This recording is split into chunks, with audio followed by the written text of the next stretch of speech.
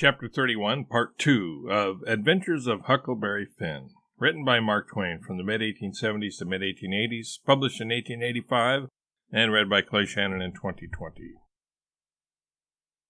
I landed below where I judged was Phelps's place and hid my bundle in the woods, and then filled up the canoe with water and loaded rocks into her and sunk her where I could find her again when I wanted her, about a quarter of a mile below a little steam sawmill that was on the bank.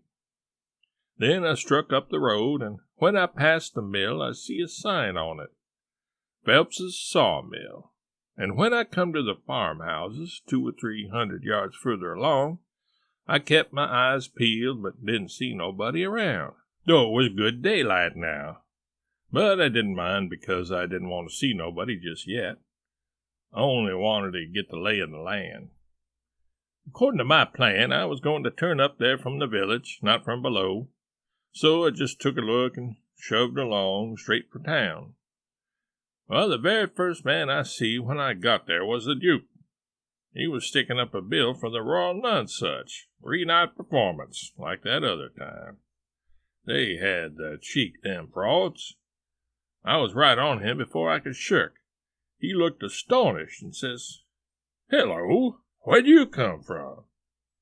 Then he says, kind of glad and eager, "Where's the raft? Got her in a good place?" I says, "Why, that's just what I was going to ask your grace." Then he didn't look so joyful and says, "What was your idea for asking me?" he says. "Well," I says, "when I see the king and that dogger yesterday, I says to myself, we can't get him home for hours till he's sober. So I went a-loafing around town to put in the time and wait.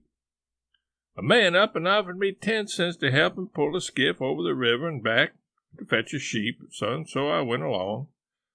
But when we was dragging him to the boat, and the man left me a holt of the rope and went behind me to shove him along, he was too strong for me and jerked loose and run, and we after him. We didn't have no dog, and so we had to chase him all over the country till we tired him out. We never got him till dark. Then we fetched him over, and I started down for the raft. When I got there and see it was gone, I says to myself, they've got into trouble and had to leave. And they've took my nigger, which is the only nigger I've got in the world. And now I'm in a strange country and ain't got no property no more nor nothing, and no way to make my living. So I sat down and cried. I slept in the woods all night. But what did become of the raft then?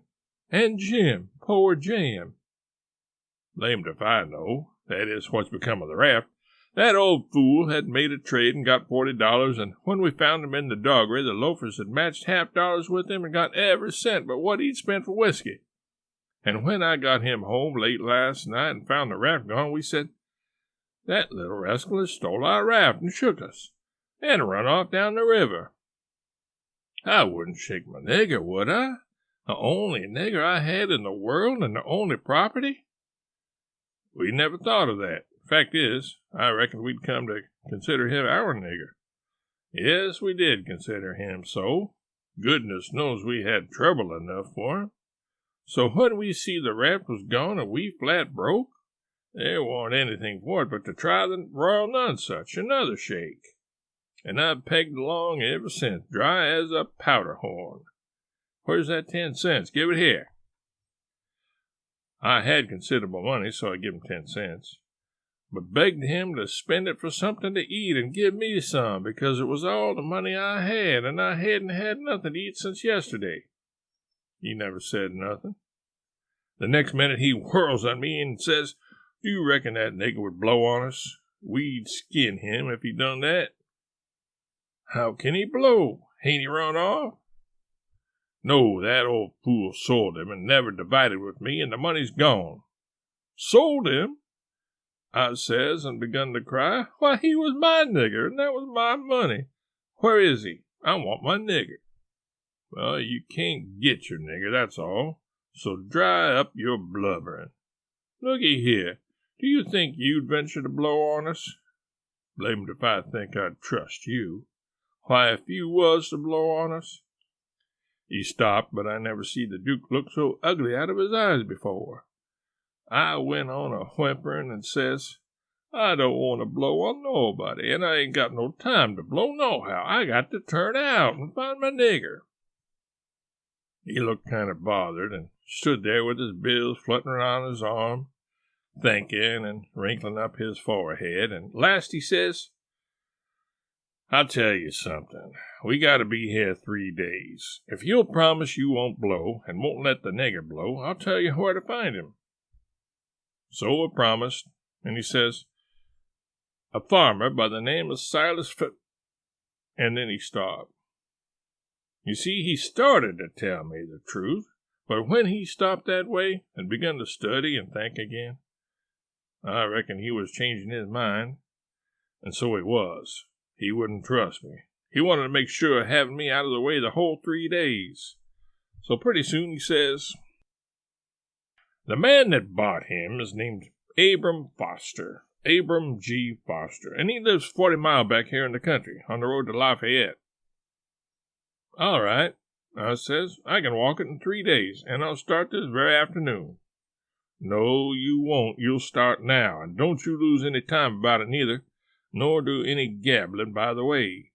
Just keep a tight tongue in your head and move right along, and then you won't get into trouble with us, you hear?' That was the order I wanted, and that was the one I played for. I wanted to be left free to work my plans. 'So clear out,' he says, 'and you can tell Mr. Foster whatever you want to. Maybe you can get him to believe that Jim is your nigger. Some idiots don't require documents. Leastways, I've heard there's such down south here. And when you tell him the handbill and the reward's bogus, maybe he'll believe you when you explain to him what the idea was for getting them out. Go along now and tell him anything you want to, but mind you don't work your jaw any between here and there.' So I left and struck for the back country. I didn't look around, but I kind of felt like he was watching me. But I knowed I could tire him out at that. I went straight out in the country as much as a mile before I stopped.